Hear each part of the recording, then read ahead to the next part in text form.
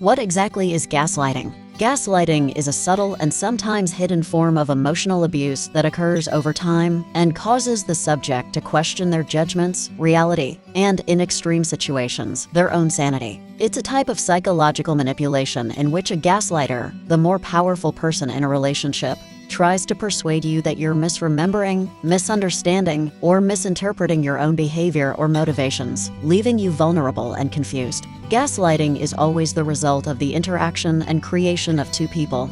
A gaslighter who needs to be right in order to maintain their sense of self and power in the world, and a gaslightee who is manipulated into allowing the gaslighter to define their sense of reality because they idealize the gaslighter and seek their approval. It can be exceedingly difficult not to believe someone you have decided to trust, respect, and love when they speak with certainty, especially if there is a grain of truth in it. It's possible that neither of you is aware of what's going on. The gaslighter may legitimately believe they are saving you from yourself, but they are motivated by their own desire to appear strong and powerful. They must prove they are correct, and you must agree. Even if only a small part of you want your gaslighter's praise, you are vulnerable to gaslighting. Our gaslighters frequently tell us their version of events, and we are completely taken aback. Their version has just enough truth to convince us that the whole thing is true. Sorting out the truth from the deception can be an important step toward turning off the gas. Take careful note of what your gaslighter says and how the conversation flows. Write down "I said, he said, I said, he said" to the best of your ability, and see how your gaslighter distorts or pivots away from what transpired,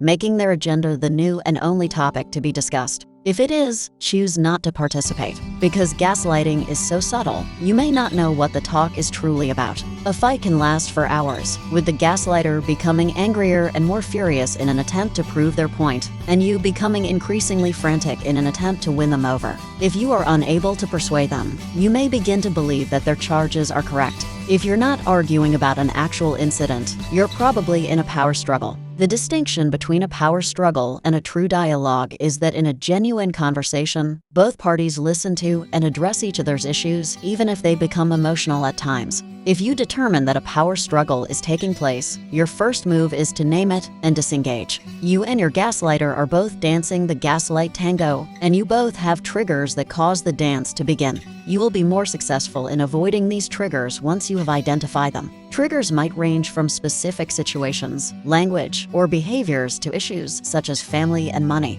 Depending on the circumstances, any of you could begin the tango. Approach this subject without guilt or blame. Concentrate on discovering your shared gaslight triggers so that you can both start turning off the gas. Consider your gaslighter.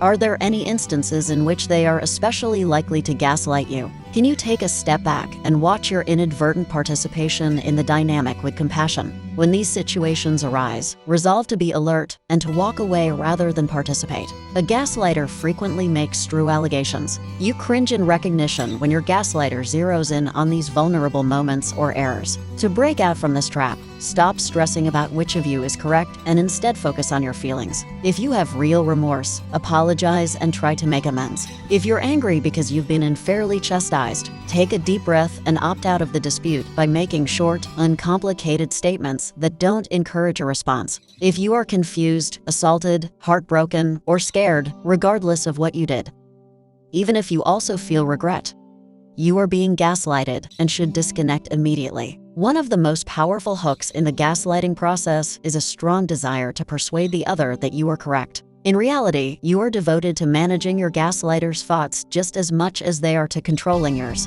They alone have control over their thinking and will perceive things their way regardless of what you do or say. The sooner you realize that it makes no difference how correct you are, the closer you will be to freedom. Stopping gaslighting can be difficult. If you're not making the progress you'd like, think about hiring a therapist, a support group, or some other form of assistance to help your efforts. Thank you for learning about gaslighting. Please like and subscribe to the channel. Share this video with someone you know who has trouble with gaslighting.